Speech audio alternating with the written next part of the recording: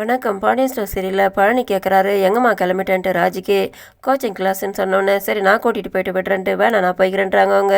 அந்த வழியில் தான் நான் போகிறேன், நான் கூட்டிகிட்டு போகிறவான்ட்டு அவர் கட்டாயப்படுத்தி கூட்டிகிட்டு வந்துட்டுருக்காரு. வர வழியில் அவர் பேசிக்கிட்டே வராரு. இவர்கிட்ட இருந்து எப்படி தப்பிக்கிறதுன்னு தெரியலன்ட்டு அவங்க முடிச்சுக்கிட்டே வராங்க. அதனால் அவங்க ஃப்ரெண்டு ஃபோன் பண்ணுறாங்க.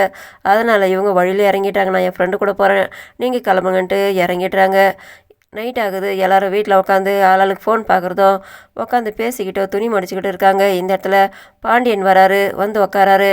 அப்போ அவர் சரவணன் கிட்டே கேட்குறாரு, ஏன் சரவணா, நான் உனக்கு புக் பண்ணிட்டேன், வியாபாரிங்களாம் தங்குவாங்களாம், அந்த இடத்துல புக் பண்ண சொல்லியிருக்கானிட்டு. அதை கேட்டு எல்லாருமே ஷாக்காக வராங்க. அவங்களாம் அங்கே தங்கி ரெஸ்ட் எடுத்துகிட்டு போவாங்க, இவங்க அனிமூனுக்கு போகிறாங்க, அங்கே போயிட்டு அவங்க தங்க முடியுமான்றாங்க, எல்லா வசதியும் இருக்குதுன்னு தான் சொல்லியிருக்காங்கன்றாங்க. அது கேட்டது. அதுக்கப்புறம் மீனா கிட்ட அவர் கேட்குறாரு, ஏன் மீனா நீங்கள் போய்ட்டு தங்குனீங்களே, அந்த இடம் வசதியாக இருக்குமான்ட்டு. ஆமாம்மான்ட்டு. அதுக்கு சரி விசாரிச்சிடலாம் சொல்லும்போது, வேணாப்பா நாங்களே போய் பார்த்துக்குறோன்ட்டு சரவணன் சொல்கிறாரு. அதை பார்த்துட்டு எல்லாம் தான் வசதியாக இருக்குன்னு சொல்லியிருக்காங்க அப்படின்ட்டு அதுக்கு தங்கமயில் சொல்கிறாங்க, நாம் வேணாக்கா ஆன்லைனில் புக் பண்ணிடலான்ட்டு. அதை கேட்டது பாண்டியன் ஷாக் ஆகுறாரு. இவங்க சொல்கிறாங்க, நான் சினிமா டிக்கெட் புக் பண்ணேன் அதே மாதிரி தான்ட்டு. அதை கேட்டது கோமதி சொல்கிறாங்க, 1,500 ரூபாய்க்கு 2 பேர் போயிட்டு சினிமா பார்த்துட்டு வந்தீங்களே அப்படியான்னு கேட்குறாங்க. இவங்க அதங்காட்டி முழிக்கிறாங்க. அதெல்லாம் வேணான்ற மாதிரி பாண்டியன் நினைக்கிறாரு. ஆனால் தங்கமயில் விடாமல் நான் ஆன்லைனில் புக் பண்ணிடுறேன்ட்டு. சரிம்மா எவ்வளோ ஆகும் செக் பண்ணி பாருன்னு இவங்களும் செக் பண்ணி பார்க்குறாங்க. அதில் தங்குற செலவு சாப்பாடு செலவு எல்லாமே சேர்ந்து 5,000 ரூபான்னு வருதுன்னு சொல்கிறாங்க. அதை பார்த்துட்டு எல்லாருமே ஷாக் ஆகுறாங்க. அவ்வளோதானான்ட்டு மீனாவும் கேட்குறாங்க. ஆமாங்க பாருங்கன்னுட்டு இவங்களும் எல்லார்ட்டையுமே ஃபோனை காட்டுறாங்க.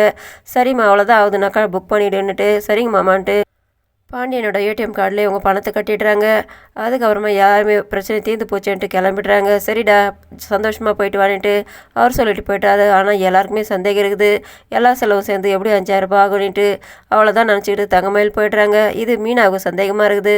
இவங்க வந்துட்டு கோமதிக்கிட்ட சொல்கிறாங்க, அத்தை மாமா பல்பு வாங்க போகிறாரு, தங்கமயில் பண்ணி வச்சுருக்க வேலையாளுன்ட்டு. அதுக்கு இவங்க சொல்கிறாங்க, மாமாவை யாரும் ஏமாற்ற முடியாது, அவர் அவ்வளோ உஷாராக இருக்க வச்சுதா இவ்வளோ பெரிய சாம்ராஜ்யத்தை நிறுவி வச்சுருக்காருன்ட்டு. சாம்ராஜ்யமாக அது எங்கத்தன்ட்டு இவங்க 2 பேரும் கோமதி கிண்டல் பண்ணுறாங்க. அதுக்கப்புறமா கதிர் அவங்க மாமா வந்துட்டு வெளியே உட்காந்து பேசிக்கிட்டு இருக்காங்க. அதில் செந்தில் வந்துட்டு வருத்தத்தை சொல்கிறாரு, ஏன் மாமா நம்மளுக்கு 50 ரூபா 100 ரூபா கொடுக்குறது கூட அப்பா அவ்வளோவான்னு கேட்பாரு, ஆனால் 5,000 ரூபாய் தான் சாதாரணமாக கேட்குறாருன்ட்டு. ஐயோ அது சொன்னார், அதோட விடு, ஆனால் 500 ரூபாய் கிடைக்குமான்ட்டு கேட்காம போயிட்டார், அது பெரிய விஷயன்ட்டு. ஆனால் இவர் வருத்தப்பட்டு பேசுகிறாரு, நம்மளுக்கு 50 100 கூட எப்படி சொல்கிறாரு, ஆனால் 5,000 ரூபா மட்டும் சாதாரணமாக பேசுகிறாருன்ட்டு இவர் வருத்தப்பட்டார். என்னடா மாப்பிள்ள நீ இப்போல்லாம் உங்கள் அப்பாவுக்கு எதிராக மாறுதுன்ட்டு. அப்படியெல்லாம் இல்லை மாமா, நாங்களும் அவங்களோட பையன் தானே, அவங்களுக்கு ஒரு மாதிரி எங்களை ஒரு மாதிரி பார்க்குறாரு, அதுதான் வருத்தமாக இருக்குதுன்ட்டு.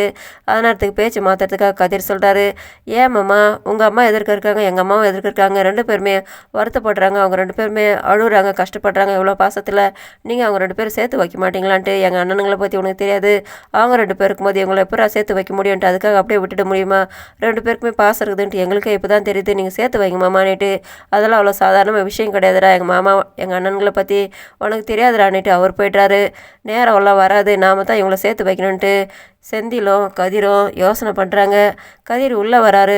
வந்த கதை நேரத்தில் புக்கெல்லாம் எடுத்து ரெடி பண்ணி வைக்கிறாங்க.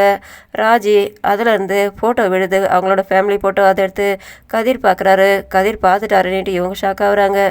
இதோட முடியுது. நன்றி, வணக்கம்.